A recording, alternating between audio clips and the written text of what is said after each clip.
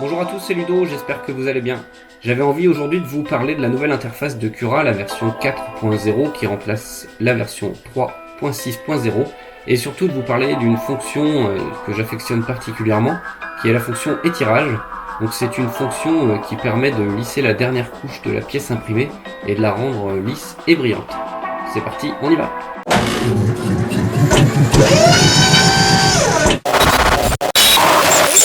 Pour commencer, on fait un tour sur la nouvelle interface de Cura.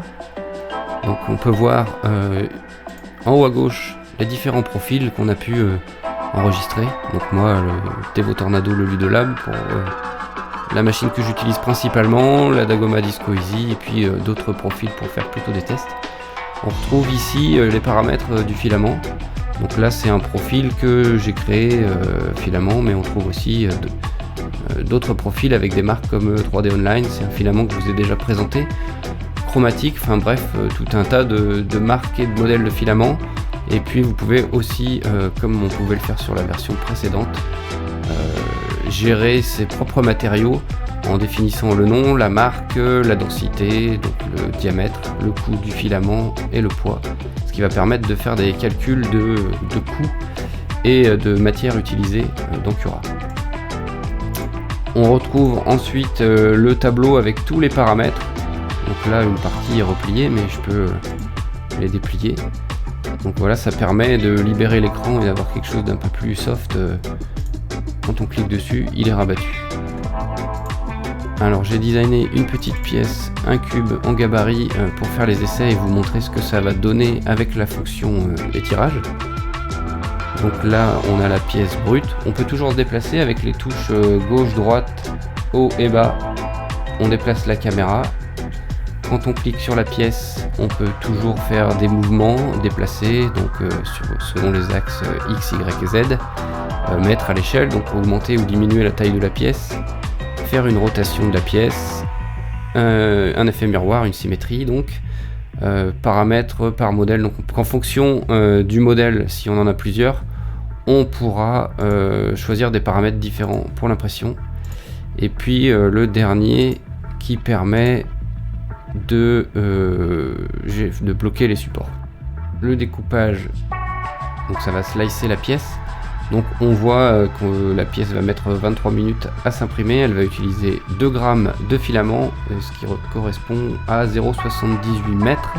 Et si on clique sur le petit logo I d'information, on va avoir le détail des différentes étapes d'impression.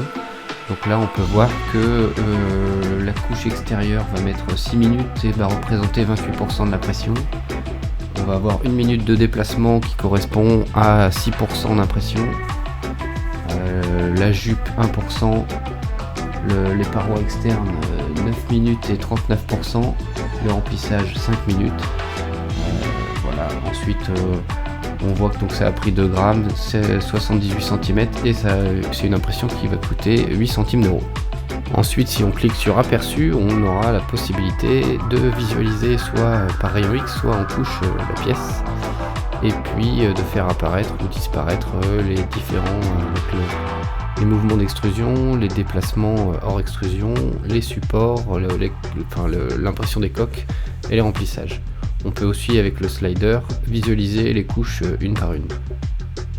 On peut retourner sur l'onglet préparé ou bien sur celui de l'aperçu très facilement, puisqu'ils sont placés en haut au centre de l'écran. Voilà, c'était un petit tour rapide du propriétaire de la nouvelle version Cura 4.0. Si jamais vous voulez un peu plus d'informations sur cette nouvelle version, vous pouvez aller voir la dernière vidéo de Bentech qui a fait une review détaillée sur cette nouvelle version Cura et qui donne ses impressions. Vous trouverez le lien de sa chaîne et de sa vidéo dans la description. Revenons à ce qui nous intéresse, donc la fonction étirage. Donc pour l'activer, il suffit d'aller dans configurer la visibilité des paramètres. Et là vous tapez étirage.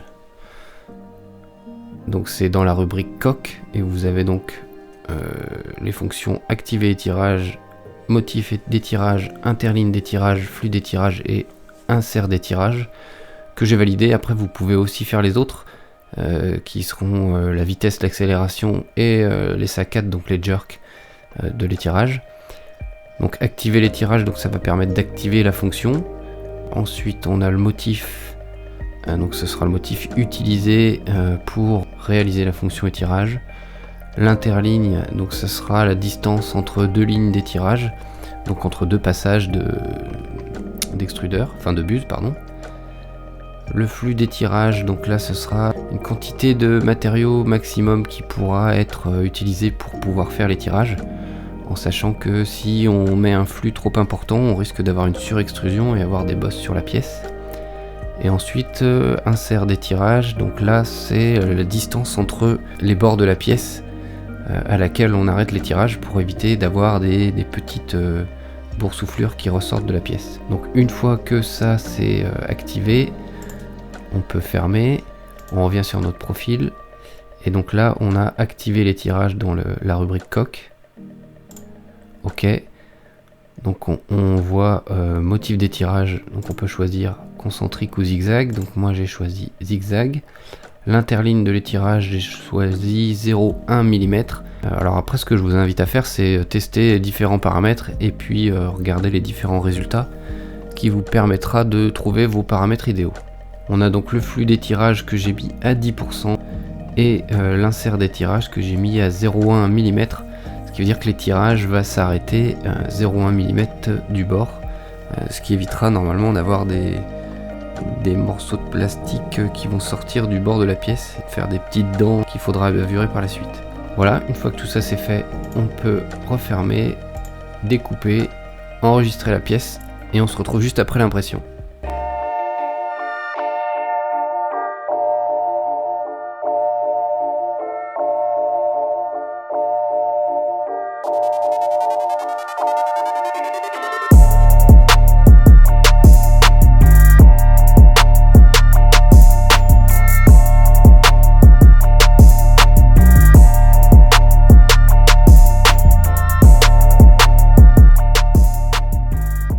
On se retrouve donc avec deux cubes imprimés, le premier à gauche imprimé sans la fonction étirage, où on peut voir les stries et sentir la rugosité de l'impression, et puis le deuxième à droite où la fonction étirage a été activée, et on peut voir que l'impression est vraiment lisse et brillante, on a l'impression d'avoir imprimé sur un support en verre.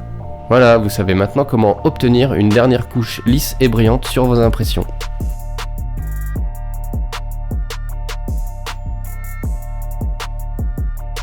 Cette vidéo se termine, j'espère qu'elle vous aura plu. Si c'est le cas, vous pouvez toujours laisser un like, un petit commentaire, surtout vous abonner à la chaîne. Vous pouvez me suivre sur les réseaux sociaux Instagram et Twitter. Vous pouvez aussi aider la chaîne en allant visionner une petite publicité sur Utip ou sur Tipeee, ce qui me permettra de gagner quelques centimes d'euros et de financer de futurs projets. On se retrouve bientôt pour une prochaine vidéo. D'ici là, prenez soin de vous, portez-vous bien et n'oubliez pas, c'est en faisant qu'on apprend.